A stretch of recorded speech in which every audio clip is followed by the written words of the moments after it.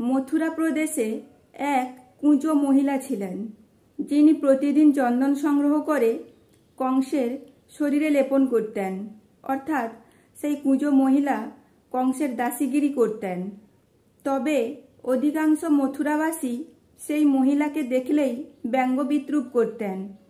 তার পিঠের কুঁজো এবং তার কুৎসিত চেহারা জন্য তাকে সবাই ব্যঙ্গ করতেন। রাস্তায় তাকে কেউ দেখলেই কুঁজো কুঁজো বলে বিদ্রূপ করতেন। তার কারণেই সেই মহিলা ফাঁকা রাস্তা ধরেই বেশি যাতায়াত করতেন। যেখানে অনেক মানুষের ভিড় সেদিকে তিনি যেতেন না। এভাবেই একদিন সেই কুঁজো মহিলা কংসের জন্য চন্দন নিয়ে যাচ্ছিলেন।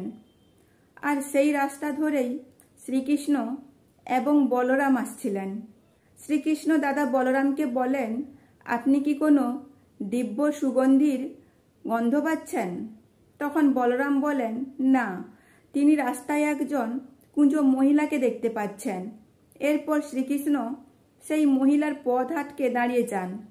সেই কুঁজো মহিলা শ্রীকৃষ্ণকে বলেন, আমার রাস্তা ছাড়ো, এই সুগন্ধি লেপ মহারাজা কংসের জন্য। আমার যদি পৌঁছতে দেরি হয় তাহলে কংস আমার গর্দান নেবে। তখন শ্রীকৃষ্ণ কুঁজো মহিলাকে আশ্বস্ত করে বলেন, যার হাত আমি ধরেছি মহারাজ কংস তার কোনো ক্ষতি করতে পারবেন না। তখন শ্রীকৃষ্ণ সেই মহিলাকে বলেন, এত তাড়া কিসের সুন্দরী? তোমার কাছে যে দিব্য সুগন্ধি আছে সেটা তো আমাকে দিয়ে যাও। শ্রীকৃষ্ণের মুখে এই সুন্দরী কথাটা শুনে মহিলা প্রচণ্ড রেগে যান। কারণ তাকে সবাই কুঁজো, কুৎসিত চেহারা এইসবের জন্য ব্যঙ্গ বিদ্রূপ করে। তবে এই সুন্দরীটা যেন তাকে প্রচুর পরিমাণে আঘাত দিল। তিনি শ্রীকৃষ্ণকে বললেন, তুমি চাইলে আমাকে কুঁজো আরও অনেক কিছু বলতে পারো, তবে আমাকে সুন্দরী বলে আর বেশি আঘাত দিও না। তখন শ্রীকৃষ্ণ বললেন, আমি তো মিথ্যা কিছু বলিনি, আমি যেটা দেখেছি আমি তো সেটাই বলছি সুন্দরী। আবার সুন্দরী শুনে সেই কুঁজো মহিলা আরও রেগে যান।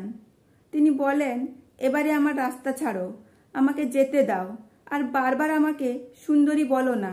শ্রীকৃষ্ণ বললেন, তুমি তো সত্যিই সুন্দরী।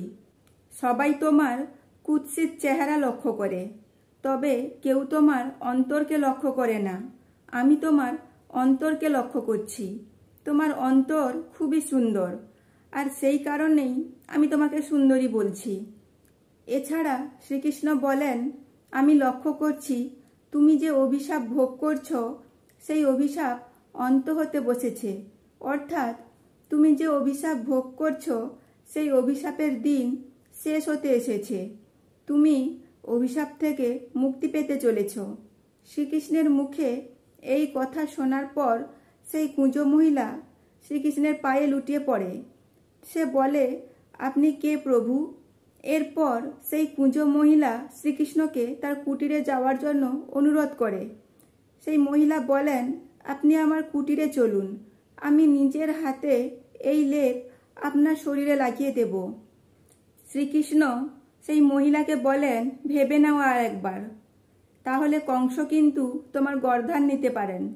সেই কুঁজো মহিলা তখন শ্রীকৃষ্ণকে বলেন, তার কোনো ভয় নেই, কারণ তিনি নারায়ণের দর্শন করে নিয়েছেন।